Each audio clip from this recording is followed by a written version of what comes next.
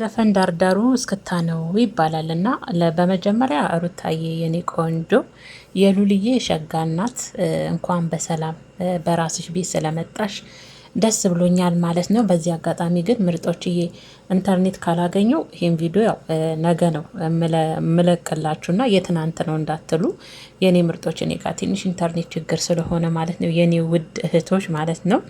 እና የማታ ከሆነ ነገ ከለቀኩት ዝም ብላችሁ አዳምጣችሁ ላይካችሁንም ማስተያየታችሁንም ሰጣችሁኝ እልፍ እንድትሉ ነው የኔ ውዶች ምጋብዛችሁ ማለት ነው የኔ ምርጦች። በዚህ አጋጣሚ እንግዲህ አብርሽ ልጁን እየሄደ እያየ እንዳልሆነ ነው ከሩታ አንደበት የሰማሁትና ወደ ቤት ሲሄድ እኔ እንደተረዳሁት ግን የሆነ የሚረብሽ ስሜት ያለው ይመስለኛል። እሱም የሚረብሽ ስሜት ስላችሁ ወደኋላ በትዝታ ስምጥ እያለ ይመስለኛል ቤት ሲሄድ ማለት ነው። እሱም ደግሞ አንደኛ አስቡት እንግዲህ ሉል ተኝቷል ስትለው አልጋ ክፍል ሲገባ ያኔ ፍቅር በነበሩበትና ሉልዬን የመሰለ ቆንጆ ልጅ ያፈሩበት ፍቅራቸውን ሲኮመኩሙበት የነበረው አልጋው በራሱ አንድ ትዝታ ነው። ይረብሻል። ጥሩ ስሜት አይሰጥም። ጥሩ ስሜት አይሰጥም ስላችሁ ወደ ኋላ ነው የሚመልሳችሁ። ሁለተኛ እዛ ጋር የተለጠፉ እነዛ ቆንጆ ቆንጆች የአብርሽና የሩታ ፎቶዎች ቤት ውስጥ አሉ። ለምንድን ነው እንደዚህ እያልኳችሁ ያለሁት? አብርሽ ቤት እየሄደ ልጁን በሚያይ ሰዓት ወደ ትዝታ ወደ በፊቱ ትዝታው እየተመለሰ ይመስለኛል። እንደውም በቃ ውጭ እያመጣሽ እኔ ጥሩ ስሜት እየተሰማኝ ስላልሆነ ልጁን ውጭ እያመጣሽ አሳይን ሲል እንደውም የምሬን ነው የሆነ እምባ የቀረረው አይነት ነገር ይመስላል። ልጁን አፍቆት ይመስላል እና ፊቱ ላይ በጣም ጥሩ ስሜት አይሰማም። ሲቀጥል ደግሞ አይታይም፣ አይሰማም አልኩኝ፣ ይቅርታ ለቃሉ ስህተት ማለት ነው። እና አይታይም አብርሽ ፊት ላይ ያየሁት ማለት ነው። እና ሲቀጥል ደግሞ ሶፋዎቹ አስቡ፣ እቃዎቹ ራሱ እኮ በራሳቸው ትዝታዎች ናቸው። አስባችኋል? እዛ ጋር ሩታ አብርሽ እግር ላይ ፍቅር በነበሩ ሰዓትም እግሩ ላይ ተኝታ እሱ ጸጉሯን እየደባበሰ ፊቷን እየደባበሰ ያወራት የነበሩ ቃላቶችም እሷ ታወራው የነበረው ቃላቶች እንዳለ የቤቱ እቃ እንዳለ ትዝታ ናቸው። በነገራችን ቤተሰቦች እናንተ አንድን ሰው ተለያይተናል የኔና እሱ ነገር አክትሟል ትሉና የሆነ ነገር ስታዩ ደግሞ ወደ ኋላ ነው የምትመለሱት። እኔ አብርሽ ፊት ላይ ያነበብኩት ያንን ነው ይመስለኛል። ቤት ሄዶ ልጁን እንዳ ያደረገው የበፊት ትዝታዎቹን የሚቀሰቅሱ ነገሮች ከእቃዎቹ ጀምሮ ስላሉ ነውና ፈጣሪ ቢፈቅድና የመሬን ነው መላችሁ እንደኔ ሁለቱንም አንድ ላይ ሳያቸው ሉሉን አቅፎት የሆነ በቃ አብርሽ ፊት ላይ የሚታየው ጥሩ ስሜት አይደለም። የሆነ እንባ ሁሉ ቅርር አለው ልጁን ሲያገኝ ሲቀበላትና እንደው ሉሉም አልታደለም እንጂ የእውነት እንደው አብርሽና ሩታ እኮ ማለት ነው ከምሬን ነው መላችሁ 3 አመት ሉል ሲሆነው አንድ ሴት ድግም አድርገው የራሴ የምኞት ነው መላችሁ በአዲስ አበባ ጎዳና ላይ ሩታዬ ወንዷን ልጅ ይዛ አብርሽ ሴቷን ልጁን ይዞ በ3 አመት ሉል 3 አመት ሲሆነው አንድ ልጅ ድግም አድርጋ ሁለት ልጅ አስባችሁታል? የምር ደስ አይልም? በእናትና በአባት መሀል ልጅ ሲያድግ እንዴት ደስ እንደሚል ያለው ስሜት ራሱ ልጆች ራሱ የእናትና አባታቸውን ጠረን የሁለቱንም እያገኙ ሲያድጉ ራሱ ያለውን ስሜት አስቡት።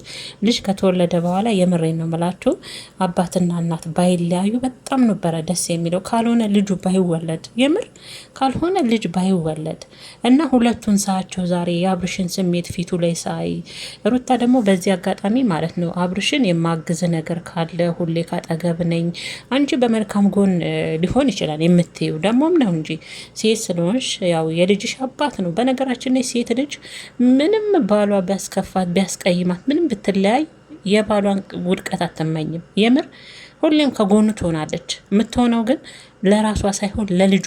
ነገ ልጇ አድጎ አባት ያስፈልገዋል። ልጅ ደግሞ ሲያድግ አባቱ ጥሩም ሆነ መጥፎ አባቴ ብሎ መጠየቁ አይቀርምና ነገ ከፋም ለማም እሷን በደላትም አስቀየማትም እች ልጅ ለልጇ አባት በሰላም በጤና ቆይቶ ልጅ ነገ ሲጠይቅ አባት እኮ አለ ያውና ብላ ለማለት ነው። እናት ብዙ ብትበደልም ብትከፋም ከጎን አለውልህ የምትለው ምንም ብትበደል በደሏንም ክፋቷንም ወጥ አድርጋ ግን ቢሆንም አሁን ለአብርሽ ስሜቱን ተረርተሹም ይሁን አንቺ ታስፈልጊኛለሽ ብታስፈልጊው እንኳን ሩታ ታስፈልጊኛለሽ አይልሽም የምር።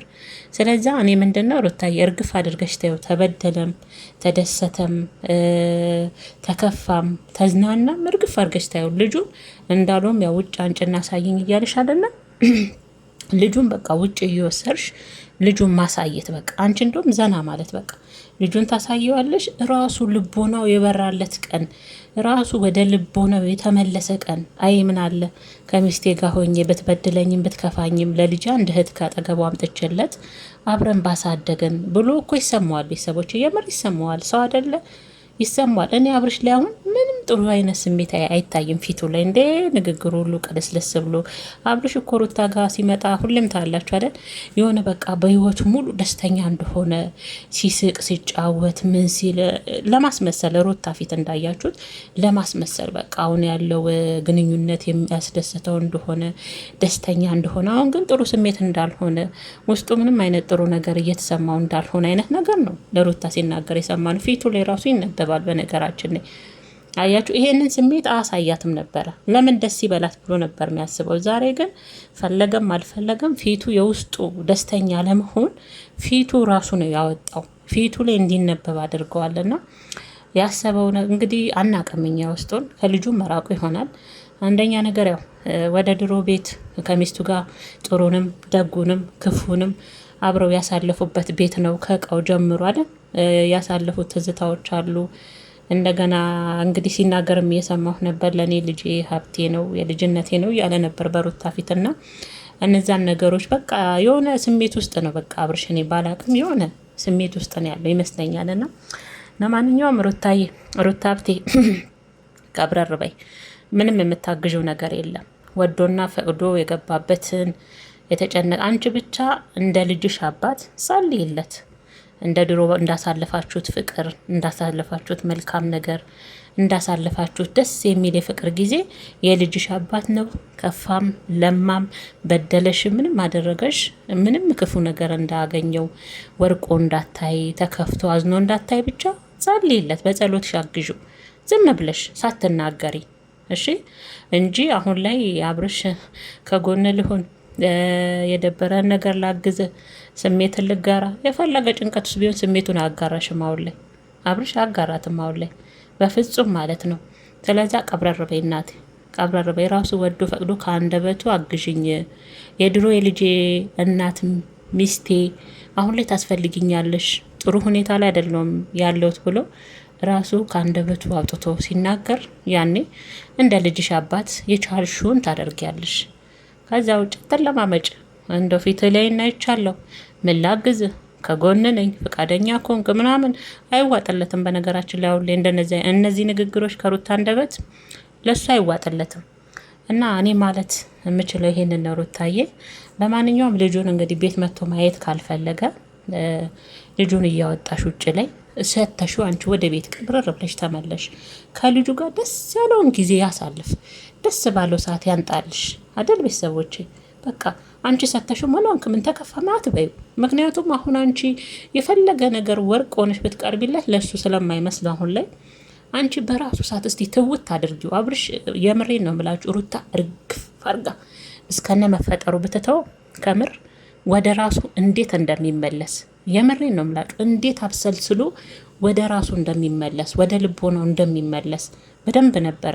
ግን ምን ዋጋ አለው ሩታ በዚህም ያው የምትለው ነገር ለሱ ባይዋጥም እሷ ከጎኑ ለመሆን ትፈልጋለች። እሱ ጋር ግን ይሄ ነገር አይዋጠለትም መቼም ቢሆን ማለት ነው። ስለዚህ ሩታ የኔ እንደ እህት መመክርሽ እንዳልሹ አባት ነው ከፋም ለማ የልጅሽ አባት ነው። ክፉ አይንካው። ልጁን አሳዩ በተቻለሽ መጠን ብለሻል። በቀን ሁለቴ እንኳን ቢለኝ ሁለቴ ልጁን ወስጄ አሳያለሁ ብለሻል። ሰተሹ አንቺ ቅብረር ብለሽ ወደ ቤትሽ አምጥቶ ሲመልስ እሺ አመሰግናለሁ በቃ ተከባብራችሁ ይሄን ስታደርጊ እሱም በቀጥታ ወደ ልቦና ይመለሳል። ማን ነው በህይወቱ የሚያስፈልገው? ከልጁ ጋር መኖር አለበት ወይ? ልጅ የእናትና አባትን ፍቅር ቤት ውስጥ አንድ ቤት ውስጥ እያየ ማደግ አለበት ወይ? ይሄ ልጅ እኮ ነገ አድጎ አባት ይሆናል አይደል እንዴ? ከዛ ያላየውን አባት መቼም አባት አይሆንም አይደል? ሴትም ስትወለድ ያላየቻትን እናት መሆን አትችልም። ያንን አስቦ አገናዝቦ እንደ ትልቅ ሰው ማሰብ ሲጀምርና ወደ ልቦናው ሲመለስ ሁሉ ነገር ግልጥ ብሎ ይታይለታል፣ ይበራለታል ያኔ ማለት ነውና እኔ ያው እርግፍ አርገሽ በተተዩ ሩታዬ ብዬ ነው ማስበው የኔ ውድ። እሷ ምንም ቢከፋም ተከፍቻለሁ አግዥኝ ብሎ ስለማይልሽ ማለት ነው። እና ያለው ነገር ይሄ ነው ምርጦች። ይሄ እንግዲህ ያው አድሮም ቢሆን አይታችሁ የመሰላችሁን አስተያየት የኔ ምርጥ ቤተሰቦች አስቀምጡልኝ። እናንተም የራሳችሁን ሀሳብ። የኔ ሀሳብ ይሄ ነው። እንግዲህ አድሮም ሊሆን ይችላል ይሄ ቪዲዮ የሚደርሳቸው። እኛ ቤት ኢንተርኔት ብርቅ ነው። ዳይመንድ በሉት። ባለፈ ብያችኋለሁ። በፕሮግራም ነው ሲላቸው በጊዜም ነው ሴትዮዋ የምታጠፋው። ለዛ ነው ወዶች